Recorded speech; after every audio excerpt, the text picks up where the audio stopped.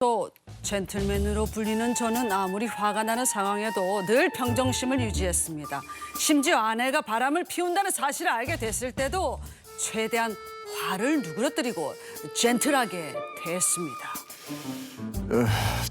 저기요, 저 박수림 남편 되는 사람입니다. 네, 그래서요? 그래서요. 네. 당신 나한테 미안하지도 않아요? 그쪽이 우리 와이프랑 나눈 문자를 제가 다 봤단 말입니다. 아니 그래서 뭐 어쩌라고요? 당신 와이프한테 있는 불만을 왜 나한테 따져요? 어머. 연락하지 마세요. 나도 가정이 있는 사람이니까. 누구는 가정이 없어? 지 가정은 소중하고 내 가정은 파탄이 나게. 많이 느리시네 이게. 야, 답장 안 해, 야 임마. 난 젠틀남이잖아. Calm down. 물론 찾아가서 멱살을 잡고 싸울 수도 있었죠. 하지만 그건 제 스타일이 아니었어요. 저는 깊은 아랑으로 다시는 아내를 만나지 말라는 쪽지를 외도남에게 남겼습니다. 그런데 이 외도남이 펄쩍 뛰면서 화를 내는 겁니다. 당신 지금 우리 집 우편함에 쪽지를 남겼어. 심약한 우리 와이프가 보면 이거 어떡하려고 지금 쪽지를 남겨? 이딴 걸 남겼어. 아니 쪽지 정도로 끝내준 걸 감사. 당신 왜 더 화를 내고 난리야? 그래서 불만 있어?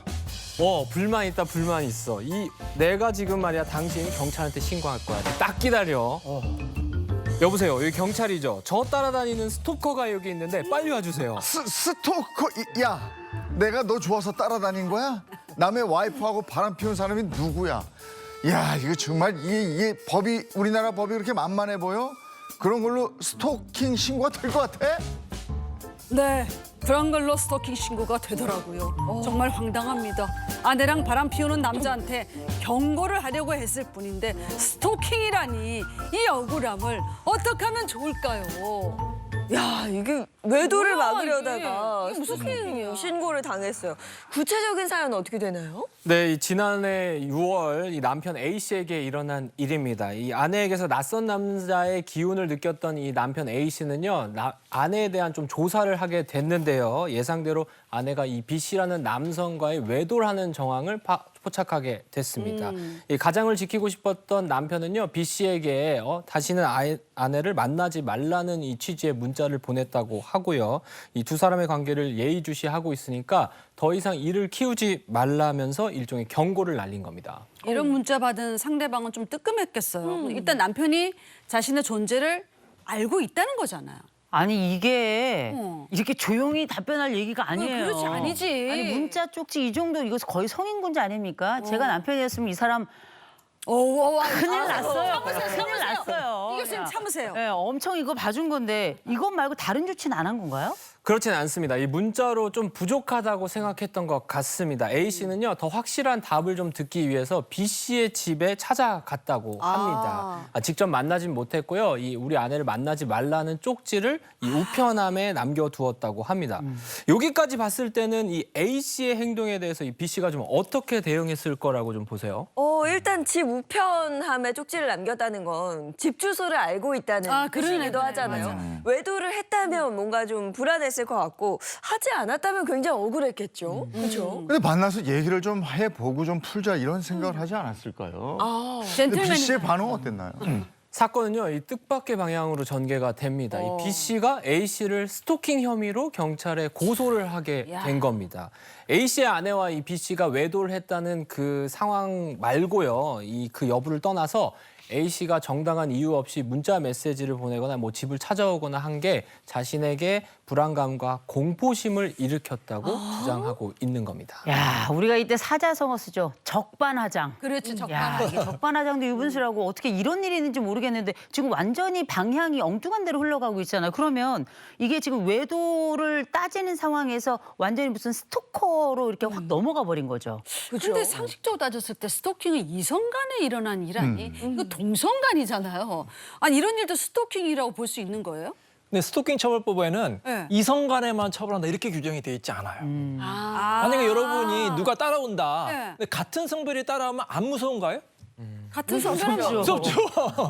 당연히 무섭죠. 너무 무서울 수가 있잖아요. 그래서 우리 법원에서도 꼭 이성 간에만 처벌되는 게 아니라 동성 간에도 충분히 처벌될 수 있다. 그래서 남편의 행위는 일단은 스토킹에 해당한다고 봤어요. 네. 하지만 이제 정상 참작 사유가 있잖아요. 네. 나름대로 여러 가지 그 동기에 참작할 만한 사정이 있기 때문에 좀 형량은 낮췄습니다. 벌금 200만 원에 집행 1년을 유예하는 판결을 내렸습니다. 그러니까요. 근데 스토킹 처벌법 위반 그에는 아내 외도를 막으려고 이런 전후 사정은 그렇게 가장 중요한 건 아니었네요, 일단. 그럼 외도 증거를 잡으려다가 스토킹으로 처벌받는 경우도 있겠는데요. 네, 맞습니다. 요즘 스토킹 범죄에 대해서 좀 판결이 엄중하게 이어지고 있거든요. 네. 여기에 대해서 이혼이나 상간 사건에 대해서도 스토킹 범죄가 연루되는 경우가 좀 많아요.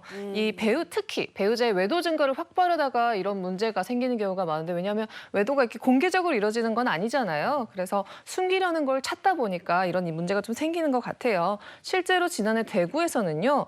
남편과의 외도 관계를 입증할 증거를 찾는다는 이유로 내연녀를 스토킹한 40대 여성이 스토킹 처벌법으로 기소되었습니다. 여성은 그 내연녀의 집 옆 건물에서 그 집 내부를 지켜보고 또 이거 휴대폰으로 촬영하려고 하다가 좀 걸린 것 같고요. 또 휴대전화 그 승용차의 트렁크를 열려고 하거나 분리수거함을 뒤지기도 했다고 해요. 결국 이 재판부는 여성의 혐의를 인정을 했는데요. 범죄 전력이 없는 초범임을 감안해서 벌금형을 100만 원 선고했다고 합니다. 근데 문자도 안 된다. 쪽지도 안 된다.